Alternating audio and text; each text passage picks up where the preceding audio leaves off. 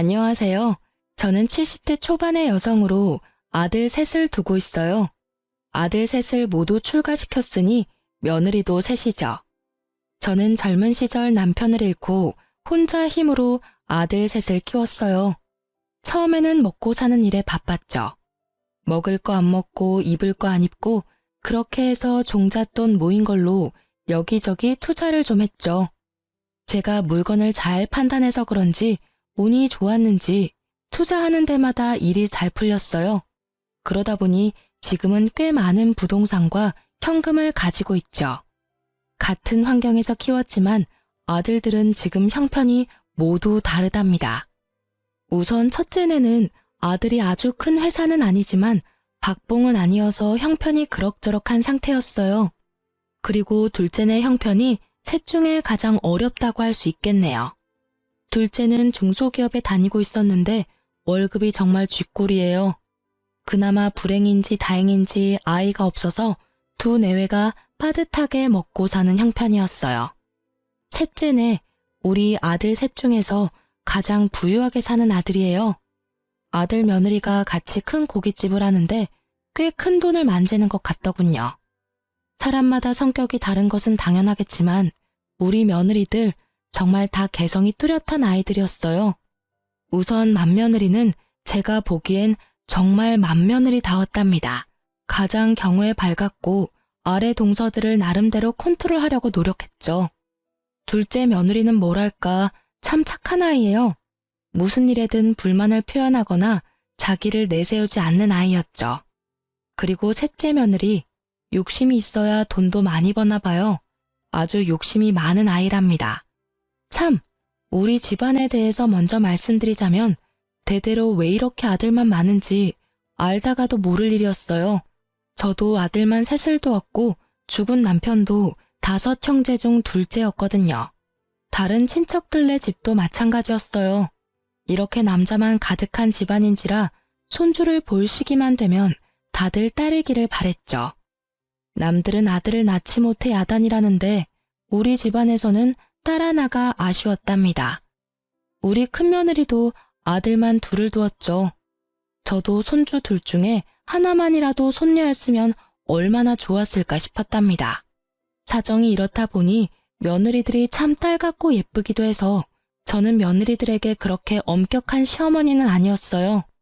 그저 모든 것을 며느리들이 알아서 하게 두었고 슬쩍슬쩍 하는 짓들을 보고 있는 정도였죠. 며느리들은 모두 혼자 사는 저에게 마음을 많이 써주더라고요. 그런데 그 중에서도 유난히 신경 써주는 아이는 바로 셋째였어요.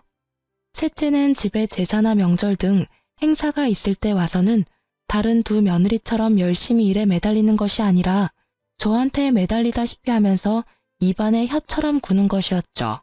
어머니, 이거 옆에 두고 하루에 하나씩 꼭 드세요. 이거 친정에서 보내주신 건데요. 어머니 연세 되시는 분들한테 아주 좋은 거래요. 여기서는 못 구하고 미국에서나 구할 수 있는 좋은 영양제예요. 셋째 며느리의 친정은 미국 일찍이 이민을 가서 장사를 시작했고 지금은 부유하게 사는 편이었죠. 그렇게 달라붙는 아이를 단호하게 내치기도 못하니 좋은 말로 타일렀죠. 아니다. 지금 네 동서들은 지금 나가서 일하느라고 정신이 없지 않니? 너도 나가서 동서들 좀 도와라. 조상들에게 차례를 지내는 것은 후손들의 정성이 깃들어야 하는 거야. 너도 분명히 우리 식구니 나가서 정성을 좀 보태거라. 그런데 셋째 며느리는 일손을 보태는 대신 행사가 있을 때마다 두툼한 돈봉투를 가지고 왔어요. 사돈댁에서도 부담스러울 정도로 저를 위한 선물을 많이 보내왔답니다. 며느리들의 성격이 저마다 다른 것처럼 아들들의 성격도 참 많이 달랐어요. 그 중에서 가장 부부싸움을 많이 하는 집은 첫째네였어요. 장남이 그럭저럭 회사에 다니고 있었지만 아들 둘을 키우기에는 역부족이었어요. 생활비와 아이들 교육비에 돈이 부족했는지 서로 싸우기도 엄청 싸우더라고요. 돈이라도 넉넉했으면 부부 사이가 더 좋았을까 싶지만 어쩔 수 없이 큰며느리가 아름아름 부업을 찾아 하기도 하더라고요. 그러면서도 이 아이들은 저에게 경제적으로 기대거나 도움을 바라지는 않았어요. 마음에도 없는 효도를 하면서 제 재산을 미리 나눠달라는 얘기도 일절하지 않았답니다. 딱한 사정을 알게 되고는 제가 몇 번이나 도와주려고 했는데 첫째라 책임감이 남다른 우리 장남이 지금은 괜찮다며 나중에 더 힘들 때 도와달라며 좋게 거절하더라고요.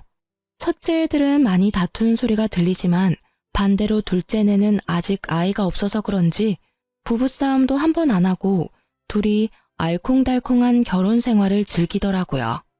둘째 며느리는 성격도 착하고 저에게도 참 살갑게 다가와줬죠.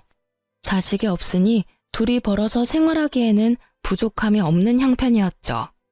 그런데 문제는 막내 며느리였죠. 아주 욕심쟁이 샘쟁이였어요. 뭐든지 많이 갖고 싶어 했고 남에게 지는 것은 싫어하는 성격이었어요. 가족 행사가 있을 때마다 얌체같이 쏙 빠지면서 돈으로 퉁치려는 셋째를 보고 쟤를 어쩜 좋을까 한숨만 나오더라고요. 동서, 아버님 제삿날에 또 늦게 온다는 거야? 도대체 뭘 믿고 이렇게 집안 행사 때마다 뒤로 빠지는지 모르겠네. 혼자 빠지려고 머리 쓰지 말고 시간 맞춰 어머님 댁으로 와. 알겠지? 아유, 형님. 사업에 할 일이 얼마나 많은데요. 알바생을 쓰고 있는데도 가게가 어쩜 바쁜지 손이 모자라요. 형님 죄송하지만요. 제가 제사에 들어가는 비용은 다 댈게요. 그러니까 저 좀 빼주세요. 네? 그럼 다음에 또 연락드릴게요, 형님. 큰며느리가 며칠 앞으로 다가온 남편의 제사 문제를 의논하러 집에 왔다가 막내 며느리와 하는 통화 소리를 엿듣게 되었죠. 나이도 많은 형님인데 어린 막내가 어쩜 저리 약을 올리는지 참다 못한 큰며느리가 제게 말하더라고요. 어머니, 막내 동서 정말 이제는 못 봐주겠어요. 어머니께서 따끔하게 야단 좀 치셔야 될 것 같아요. 아휴, 그래, 알았다. 내가 짬을 봐서 잘 얘기해보마. 남편의 제삿날에도 돈으로 퉁치고 와서 절만하고 가려는 셋째 며느리가 저도 솔직히 미웠어요. 그래서 제가 직접 막내 며느리에게 전화를 걸었지만 다급한 목소리로 너무 바빠서 전화 통화가 힘들다며 얼른 끊더군요. 형님, 여기 있던 김치통들 못 보셨어요? 분명히 여기 놔뒀는데 감쪽같이 없어졌어요. 아니, 김치통에 발이 달린 것도 아니고 이게 도대체 어떻게 된 거야? 그러고 나서 둘째 며느리가 근처에서 돈봉투 하나를 발견했다죠. 짧은 쪽지와 함께 놓여있는 돈봉투였어요. 꽤 많은 액수의 돈이 들어있었고 이 돈으로 사람을 사서 김장을 다시 하라는 셋째 며느리의 또 다른 얌체짓이었죠. 작년에도 똑같은 일이 있었죠. 막내 며느리가 우리 집 김장김치가 식당에서도 인기가 많아서 김치 맛에 손님을 끄는 것도 있다며 홀라당 전부 가져가 버린 것이었죠. 작년에 이어 이런 일이 또 벌어지자 며느리들도 저도 화가 많이 났어요. 드디어 큰며느리가 당장 시댁에 안 오면 가게로 찾아가서 큰 소리 낼지도 모른다고 말하며 막내를 집으로 불러들이는데 성공했어요. 그리고 막내를 야단치더군요. 이봐, 동서. 집안에서 벌어지는 행사는 돈으로 하는 게 아니라 사람이 하는 거야. 동서는 왜 사사건건 돈이면 뭐든지 다 된다고 생각하는 거지? 김장 담그느라 우리가 얼마나 고생했는데 그걸 홀라당 가져가 버리고. 돈봉투 말도 안 하고 숨겨놓으면 우리가 좋아할 줄 알았어? 남들이 정성 들여 담근 걸 동서가 무슨 권리로 가져가? 입이 있으면 말이라도 해봐. 막내면 더 사근사근 애살 있게 도와줘도 모자랄 판에 형님들이 고생하고 있는 거 뻔히 보이면서 입 꾹 닫고 모른 척 한다는 게 말이 돼? 아유, 형님. 화난 이유는 알겠는데 사람 사서 김장해봤는데 여기 이 집에서 담근 맛이 안 나잖아요. 식당에 김치 때문에 오는 손님들도 많거든요. 그러니까 제 사정 좀 봐주세요. 네? 옆에서 듣던 저도 기가 다 막히더라고요. 정말 그냥 넘어가기가 힘들었어요. 예, 셋째야. 김장 같이 담그는 거 한 해 두 해 된 일도 아니고 그 김치 맛을 원하면 네가 직접 와서 배울 생각을 해야지. 우리가 식구들은 많지만 다 모일 시간이 그렇게 많지 않잖니. 다 같이 모여서 사는 얘기도 하고 천천히 김치도 담그자는 얘기다. 그런데 막내만 보란 듯이 툭 빠지면 시작하기도 전에 사기가 떨어지지 않니? 네 형님 말 잘 새겨 듣고 다음부턴 김장도 직접 와서 배우고 가거라. 알겠니? 셋째는 이런 제 말에도 비용은 얼마든지 넉넉하게 될 테니 식당에서 쓸 김치까지 우리더러 담가달라는 것이었죠. 그러고는 한다는 이야기가 사람을 움직이는 것은 결국 돈이라나요? 제가 세상 일이 그렇게 돈으로만 굴러가지 않는다고 그 생각을 버리지 않으면 언젠가 발등을 찌를 수 있다고 타일렀어요. 둘째도 셋째를 야단치면서 앞으로 이런 짓을 또 한다면 동서들 사이에서 따돌림을 당할 것이라고 경고했죠. 그랬더니 셋째가 코웃음을 치더군요. 그런데 이런 며느리들끼리의 다툼이 아들들에게도 말거리가 되었나 봐요. 우리 집 사람하고 근재수 씨는 제사다 차례다 해서 그때마다 며칠씩 고생을 하는데 왜 막내 재수 씨는 그때마다 안 보이니? 똑같은 며느리인데 왜 두 사람은 죽어라 고생하고 한 사람은 보이지도 않느냔 말이다. 오죽하면 이런 말이 내 귀에까지 들어오더라. 돈 봉투 놓고 사라지거나 엄마 옆에나 딱 붙어서 아부하는 거 이제 하지 말라고. 네가 재수 씨한테 잘 말해. 그러게 말이다. 너희 지난번 설에도 집에 돈만 보내고 둘이 스키장 간 거 내가 다 안다. 우리가 비록 너처럼 많이 벌지는 못해도 집안 행사 때 쓸 돈은 낼 수 있어. 그 돈 없어서 집안 행사 못 치르지 않는다. 돈만 보내는 게 얼마나 예의 없는 짓인데 재수 씨 때문에 우리 기분이 어떻겠냐? 우리도 빠지고 싶고 놀고 싶지만 집안 행사니까 참고 하는 거야. 막내야, 어린 건 알겠지만 너도 한 집안의 가장이니까 네가 먼저 솔선수범하고 책임감 있게 행동해야 돼. 그래야 재수 씨도 보고 배우지. 아니, 제 와이프가 뭘 그리 잘못했다고 다들 왕따를 시켜요? 그렇게 그런 게 억울하면 형들도 돈 버세요. 돈 벌어서 힘들지 않게 살면 되는 거죠. 그냥 일 안 하는 것도 아니고 충분히 행사 비용 될 만한 돈은 내놓고 빠지는 거잖아요. 저희도 억울한 부분이 분명 있다고요. 각자의 사정이 있는 거잖아요. 고깃집으로 장사 잘 되는 게 얼마나 힘든 건지 아세요, 다들? 하루라도 장사 안 하면 주변 상권에 밀리기 일쑤라고요. 물 들어올 때 노져야 되는데 지금이 물 들어올 때라 절대 빠질 수 없어요. 저흰 형님들과는 다르게 하루하루가 바쁘다고요. 위에 아들 둘도 셋째 아들의 이런 말에 어이가 없는 모양이더군요. 저 역시 평상시에 아이들의 다툼에 그다지 끼어드는 편이 아니었고 셋째 아들에게 제 생각을 이야기해봤자 별 소용이 없겠다는 생각에 그냥 듣고만 있었어요. 그리고 답답해서 잠시 현관문 밖으로 나갔다가 앞집 손녀딸을 보게 되었죠. 명절날이나 다른 행사 때 우리 집은 그야말로 난장판이었어요. 어릴 땐 뛰어다니느라 아랫집에서 시끄럽다고 찾아온 적도 여러 번이었고 이젠 머리가 좀 컸다고 다들 의견 하나 굽히지 못하고 싸우는 모습을 보니 가슴이 답답하더라고요. 이런 형편에 얌전하고 고분고분 인사하는 앞집 손녀딸을 보니 진심으로 앞집이 부럽더군요. 제가 다시 집 안으로 들어와서 아들 셋의 약간 싸늘해진 분위기를 돌릴 겸해서 지나가는 말로 한마디 했죠. 아이고, 그나저나 앞집 손녀딸을 보니 인형 같더라. 우리 집엔 어떻게 이렇게 시커먼 사내들만 있는지 모르겠다. 손녀딸 하나만 볼 수 있다면 더 이상 바랄 게 없을 텐데. 아휴. 갑자기 조용해지더라고요. 제가 가볍게 내뱉은 말이었지만 아들들에겐 가벼운 말이 아니었나 봐요. 며느리들이 모두 젊기에 아직 얼마든지 더 손주를 볼 수 있는 상황이었거든요. 제 가벼운 말을 가지고 아들 셋이 각자 안 사람들에게 무슨 소리를 했는지 돈 버는 재미에 아이 낳는 것도 미루고 있던 셋째가 드디어 아이를 가지려고 노력한다는 소식이 들렸어요. 일단 반가웠어요. 둘 다 젊으니 피임을 그만두고 나서 바로 아이가 생겼다더군요. 그런데 이상하게도 아들 둘을 낳고 한동안 아이가 없었던 첫째네까지 생뚱맞게 아이를 가졌다는 이야기가 들렸어요. 갑자기 손주복이 터지는구나 싶었지만 둘 다 아들일 것 같아서 마음이 불안하긴 했답니다. 그리고 이 와중에 혼자만 아이를 갖지 못한 둘째네가 마음에 걸렸죠. 둘째야, 아직 젊으니까 마음 조급하게 먹지 말아라.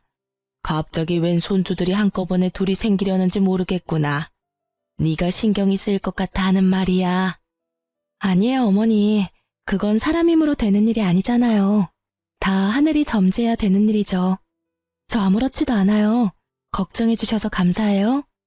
그렇게 첫째와 셋째가 동시에 임신하자 둘째가 신경 쓰이면서도 기쁜 것은 어쩔 수 없었죠. 특히 돈 버는 일에만 신경을 쓰면서 아이 낳는 일을 피하고 있었던 막내네가 아이를 가졌다는 것이 정말 의외였어요. 식당이 한참 잘 되고 있었거든요.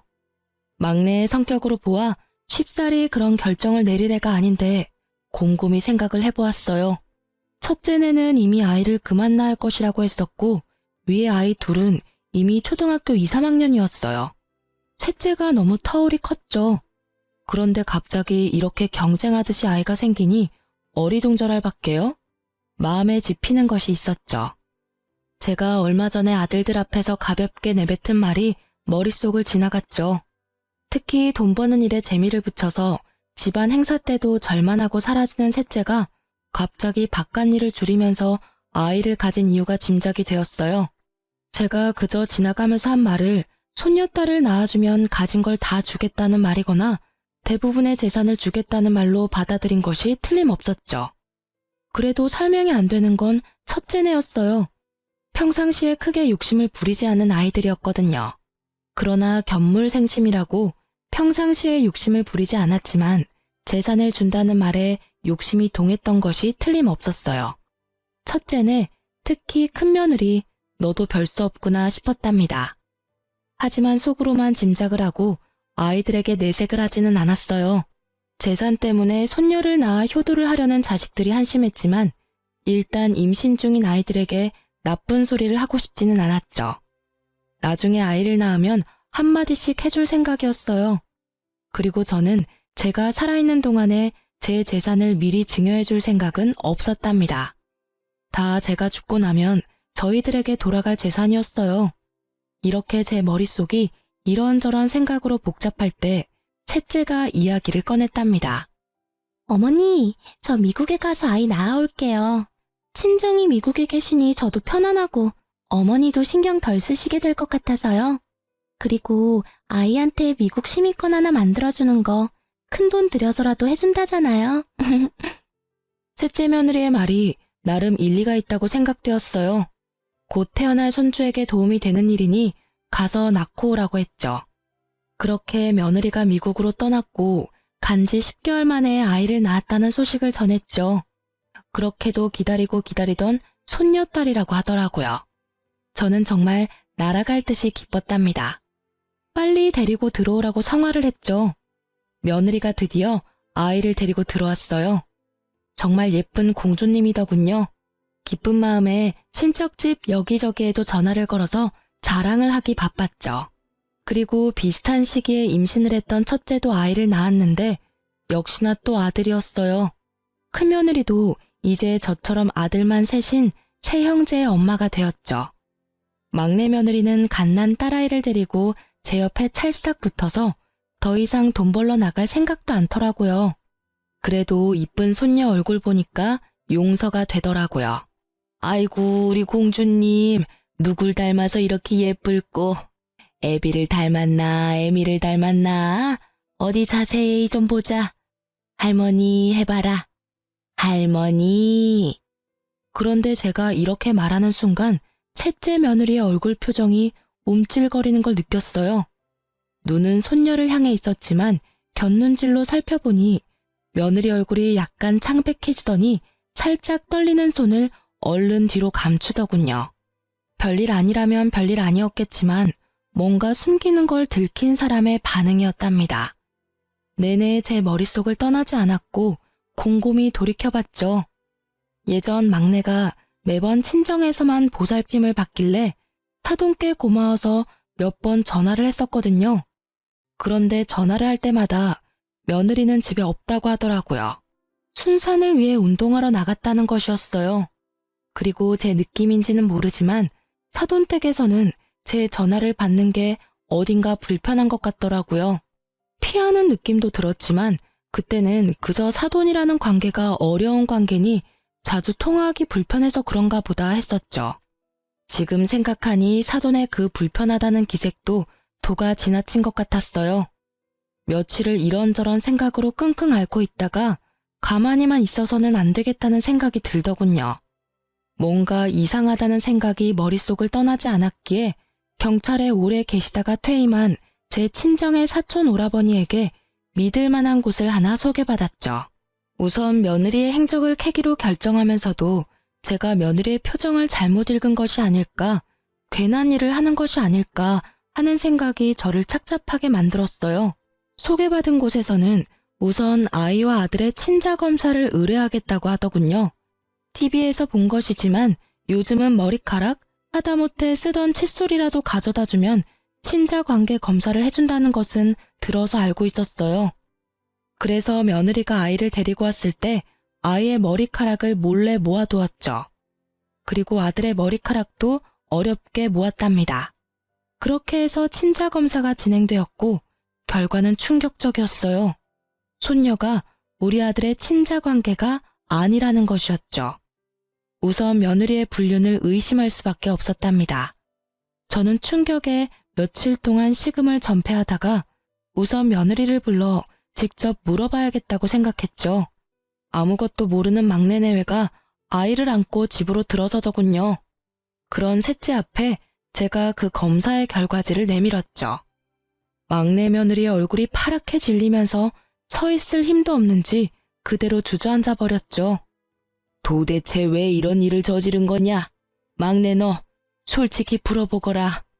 저 아이가 네가 밖에서 딴짓을 해서 낳은 아이가 맞느냔 말이야. 아들, 너 왜 놀라지 않는 거니? 설마 너도 알고 있는 사실이니? 빨리 말해보거라. 우리 핏줄도 아닌 아이를 왜 네가 키워주려 했냐는 말이다. 어머니, 저 다른 남자 만난 적 없어요. 그 점에선 저 결백해요. 어머니, 그것만은 믿어주세요. 그러면서 털어놓는 며느리의 얘기를 듣고는 더욱 놀라고 말았어요. 이 일을 계획하고 실천에 옮기도록 한 것이 다른 사람이 아닌 아들이라는 것이었죠.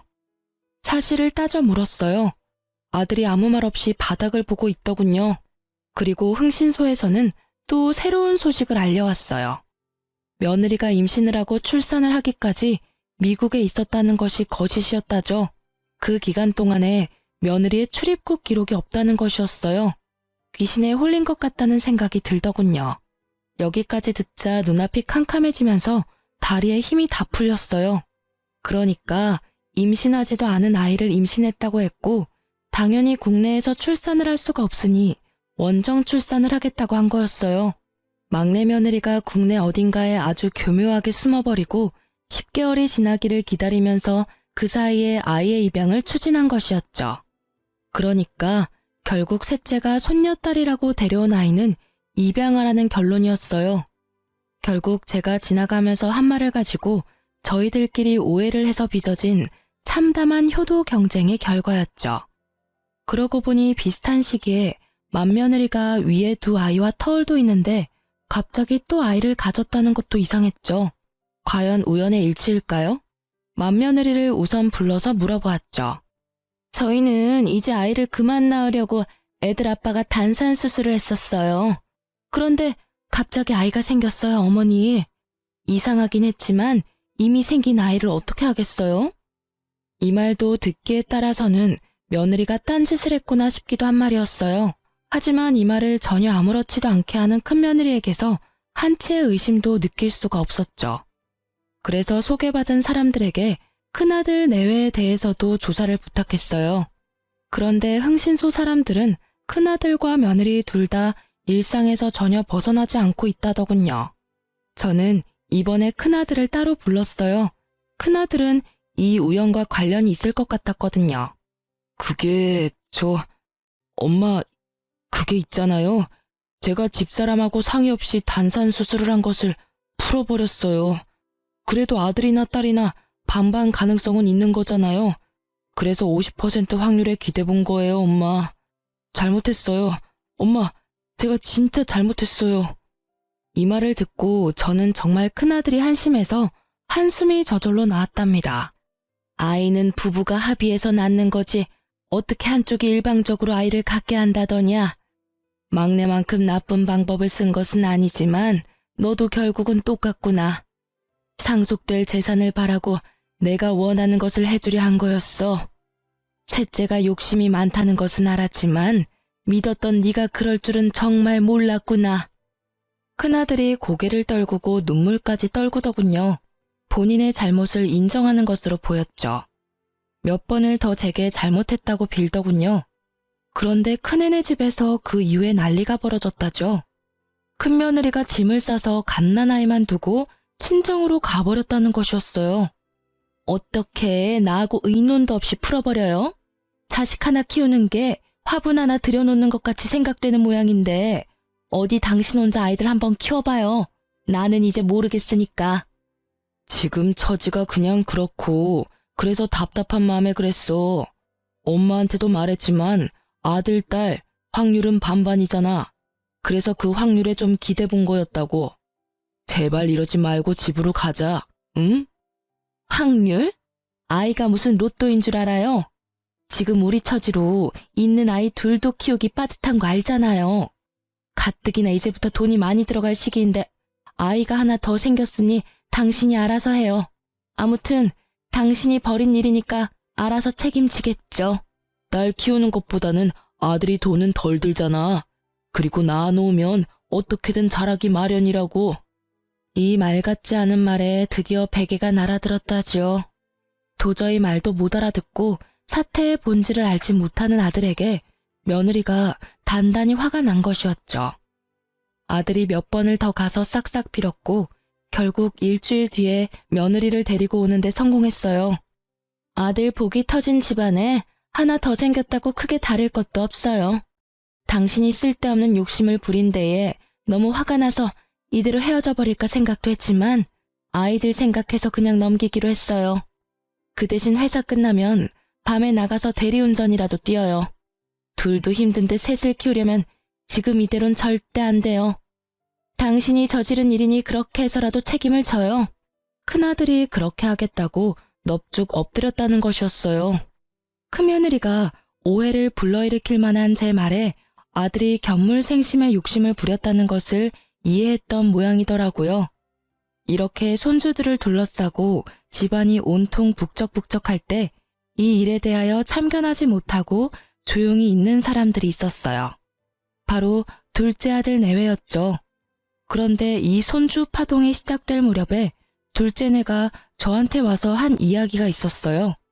그때 둘째 아들과 며느리가 하는 말에 저는 한 번 더 놀랐고 가엾어서 눈물을 흘렸답니다. 어머니, 제가 아이를 못 갖는데요. 이 사람한테는 문제가 없고요. 그래서 저희가 입양을 하려고 해요. 집안에 하도 아들만 많으니 예쁜 딸을 입양하려고요. 그런 둘째 며느리의 손을 잡고 그저 아무 말도 할 수 없었죠. 제가 손을 가만히 잡아주자 둘째 며느리가 눈물을 보이더군요. 아들이 그런 며느리를 달랬고요. 저는 입양을 하겠다는 둘째네의 입장에 전적으로 찬성했어요. 사태의 내막을 알게 된 저는 막내 아들과 며느리에 대해서 화가 날 대로 났어요. 낳지도 않은 아이를 낳았다고 저를 속이고 사돈집까지 그 일에 모두 가담했다는 데에는 정말 참을 수가 없었죠. 저는 아이들 6을 모두 불러 모았어요. 우선 셋째, 내 말을 잘 들어라. 입양한 아이도 분명히 네 아이다. 입양을 갈 처지가 되었다면 그것은 이미 부모로부터 한번 버림받은 거야. 그 아이를 너희가 데려오지 않았다면 어쩌면 더 좋은 곳으로 가게 됐을지도 모른다. 그 책임은 분명히 너희들이 져라. 그 애를 잘 키우도록 해. 셋째네가 그런데 대답이 없더군요. 제가 재차 아이한테 미안한 것을 알고 잘 키우라고 말해도 대답이 없는 것이었어요. 이렇게 해서 셋째네가 가짜 손녀를 만들어 가지고 왔다는 것이 마지네와 둘째네에게까지 알려지게 되었죠. 하지만 막내 아들은 여전히 뉘우칠 줄 모르고 말하더군요. 형들도 솔직히 말해보세요. 엄마가 가진 재산 다 준다고 했잖아요. 그 말에 혹하지 않을 사람이 누가 있어요? 엄마 재산이 한두 푼도 아니고 말이에요. 형들이 정말 나 같은 생각을 전혀 안 했다고 할 수 있어요? 큰아들이 부끄러운지 먼저 고개를 숙이더군요. 그렇지만 동생에게 할 말은 하더라고요. 엄마 말씀을 요즘 와서 곰곰이 생각해 보니 엄마가 손녀를 보게 해주면 모든 재산을 다 준다는 말씀이 아니었어. 나 역시도 그렇게 착각을 했었다.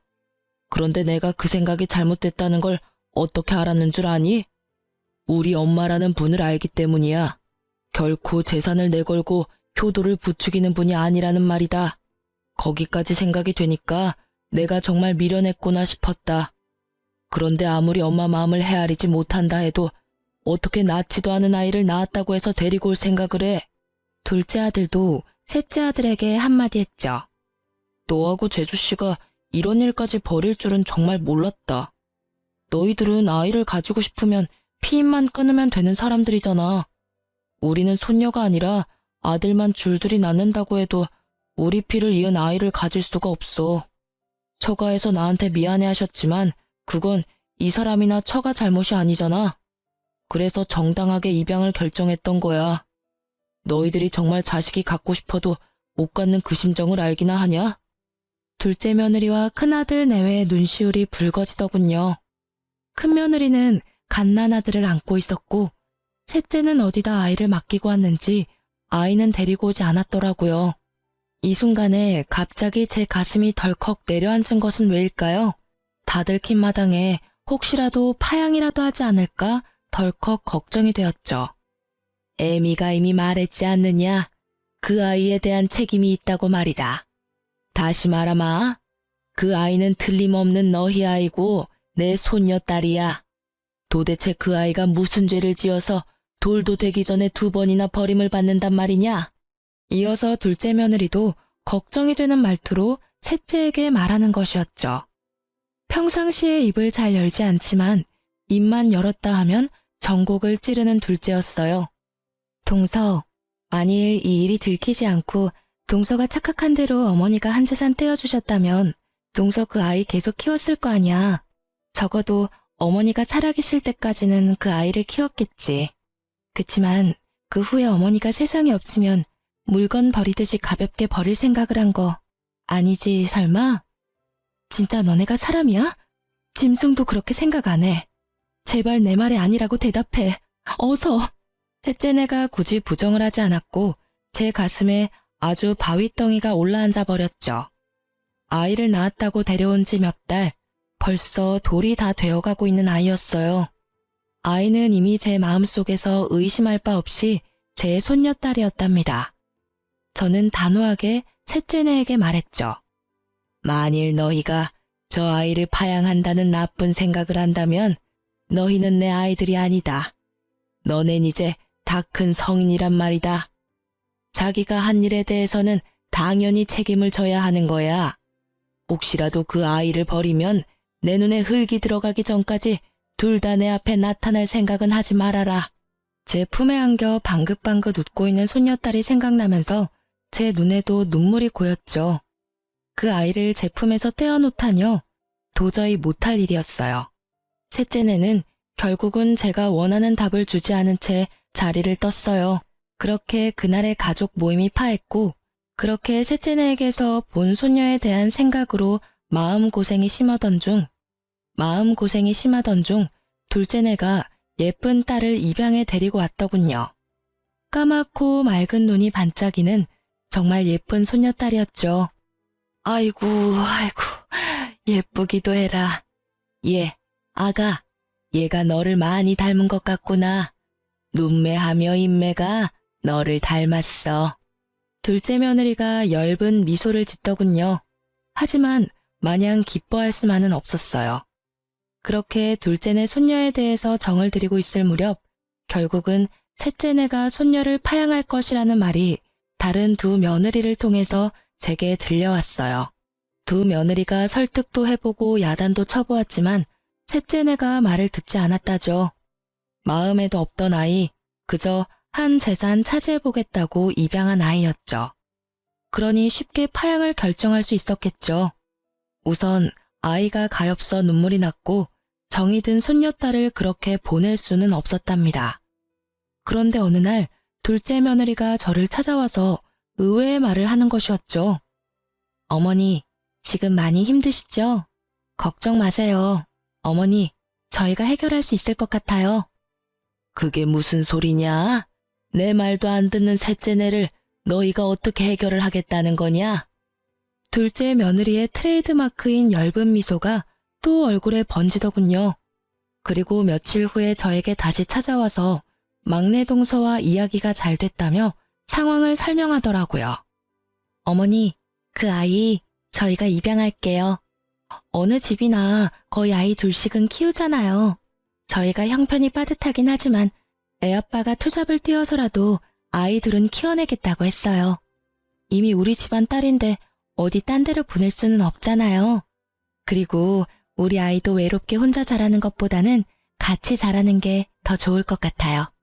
동서가 쉽게 동의했어요, 어머니. 이 이야기를 듣고 저는 저도 모르게 둘째의 손을 따뜻하게 잡았어요.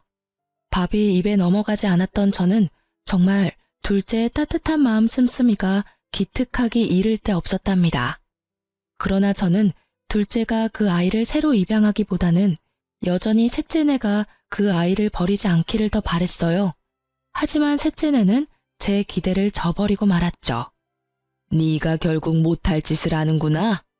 나는 너같이 비인간적인 아들을 낳은 적이 없어. 어릴 때 비록 어렵게 키우면서도 그렇게 가르친 적도 없고. 그건 자기 자식을 버리는 거하고 똑같은 거야. 그걸 도대체 모르겠다는 거냐? 지금 그 갓난쟁이를 바라보는 셋째 며느리의 눈빛은 어디 남의 집 아이를 잠시 데려와서 돌봐주는 것 같았어요. 혹시나 한 번 더 버려질까봐 급한 마음에 일단 제가 데려와서 돌보았고 곧 둘째네가 아이를 데리러 왔어요. 아이를 받아 조심스럽게 품에 안는데 둘째의 따스한 마음이 느껴졌답니다. 두 손녀딸을 나란히 뉘어놓고 바라보았죠. 하마터면 버려질 뻔했던 셋째네 아이가 다시 우리 집 아이가 된 것이 너무나 다행이었고 둘째네에 대한 고마움에 마음이 울컥하더군요. 너무나 기가 막히게도 아이를 낳을 수 없는 둘째에게 갑자기 아이가 둘씩이나 생긴 거였어요. 그것도 우리 집안에서 눈 씻고 찾아볼 래도 없는 예쁜 딸이 말이에요. 저는 경고한 대로 정말 셋째네를 집안에 들이지 않았어요. 막내가 철없이 저한테 전화를 해서 따지더군요. 엄마, 아이를 입양했다가 파양하는 것은 부모의 자유잖아요. 그것 때문에 우리한테 문도 열어주시지 않는 건 엄마가 너무 하시는 거예요. 자유? 자유라고? 피치 못할 이유로 파양을 하는 경우도 물론 있을 수 있지. 하지만 너희들은 적어도 입양을 할 때부터 그 이유가 순수하지 않았다. 그저 내가 가진 재산을 물려받을 도구로 그 아이를 선택했던 거 아니냐? 그리고 파양을 하려는 이유도 피치 못한 게 아니야. 이런 것도 너희들은 자유라고 하는 거냐? 그건 자유가 아니라 한 아이의 인생을 마구 쥐고 흔드는 짐승 같은 짓이라고 하는 거야. 결국 서류까지 다 정리가 되어서 아이가 정식으로 둘째네 아이가 되었답니다. 고맙다. 네가 우리 집안의 소원을 풀어주었구나. 정말 미안하고 고맙다, 아가. 제 평생에 아이는 없을 줄 알았는데 하나가 생기니 하나가 또 생기네요. 이 아이 둘은 제 가슴으로 낳은 아이예요. 잘 키울게요, 어머니. 제가 계속 셋째네를 외면하며 안 보려 하니까 셋째 아들이 별 희한한 말을 입에 담더군요. 제가 죽고 나서 두 형에게만 상속이 된다면 소송을 불사할 거라고 말이죠. 저는 이 말에 셋째 아들에 대해서 정말 머리끝까지 화가 치밀었답니다. 세상 일이라는 것이 참 희한하다는 생각이 들더군요. 집안에서 그토록 보고 싶어 하던 손녀딸을 아이를 낳을 수 없는 둘째가 둘이나 안겨준 셈이 되었으니 말이에요. 아이를 낳을 수 없다는 진단을 받았을 때 그 여린 것의 마음이 어땠을지 짐작이 가더군요. 세네에서 늦게 본 아들과 입양한 손녀 둘. 이 아이들이 무럭무럭 자랐어요. 큰아들은 정말 대리운전까지 하면서 셋이나 되어버린 아이들을 키우려 무단히 노력하고 있죠. 그리고 둘째네, 아이 둘을 키울 형편이 아니었어요. 며느리도 직장을 알아보아 취직을 했답니다. 아이 둘은 저와 큰며느리가 돌아가며 봐주었어요. 저는 그런 둘째에게 제가 가지고 있는 현금의 일부를 증여해 주었답니다. 큰아들네에게도 조금씩 도움을 주고 있어요.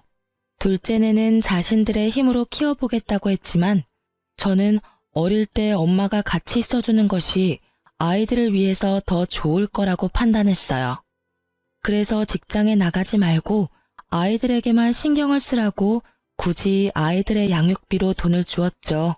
그런데 그렇게 잘 나간다던 셋째 아들의 사업이 갑자기 전 세계적으로 유행한 감염성 질병 때문에 된소리를 맞았다는 말이 들리더군요. 우리 셋째네뿐만 아니라 사람들이 모여야 장사가 되는 사업 특성상 자영업자들의 생계가 모두 막막한 지경에 처해버린 거죠. 그것은 미국의 사돈 때까지도 예외가 아니었다고 했어요. 심지어 제가 신경통 때문에 자주 가던 사우나까지 갈 수가 없게 되어버릴 정도였죠. 결국 셋째가 저에게 손을 벌리더군요. 큰 잘못을 저질렀지만 그래도 자식이라고 제 마음이 왜 흔들리지 않았겠어요. 하지만 여러 번 고심한 끝에 저는 셋째의 부탁을 들어주지 않기로 결정했어요. 아직 손녀딸 문제에 대해서 잘못했다는 기색이 없는 아이들이었죠. 그런 아이들에게 자신들의 노력도 없이 뭔가 생기는 것이 그 아이들을 위해서도 좋지 않다는 생각이 들더군요. 막내가 여러 번 도움을 청했지만 저는 식당 문을 닫고 나중에 포장마차부터 다시 시작하는 것까지 각오하라고 했어요. 그렇게 스스로의 힘으로 다시 일으켜보라고 했죠. 세월은 무심하게 흘러서 새로 태어난 새 손주가 무럭무럭 자랐고 어느덧 초등학교에 입학할 나이가 되었어요. 저도 이제는 팔순을 바라보는 노인네가 되었죠. 자식을 포기한다는 일, 참 어려운 일이더군요. 셋째네를 그렇게 내치고 저는 참 많이 울었어요. 여전히 제 재산에 대해서 소송이니 뭐니 하는 말을 입에 담고 있지만 그래도 저는 그 아이들이 우선 잘못을 뉘우치고 사업을 자신들의 힘으로 다시 일으키기를 바라고 있어요. 지금까지 제 아들 일이라 정말 창피하지만 가짜 손녀를 만들어서 원정 출산으로 꾸민 철없는 셋째 아들네 이야기를 들려드렸어요. 그리고 정말 기가 막히게도 이 이야기는 또한 아이를 낳을 수 없는 며느리가 손녀를 둘이나 안겨준 제게는 참 뭉클한 사연이랍니다. 여러분도 오늘 하루 따뜻한 하루 되시길 바랍니다. 긴 글 읽어주셔서 감사합니다.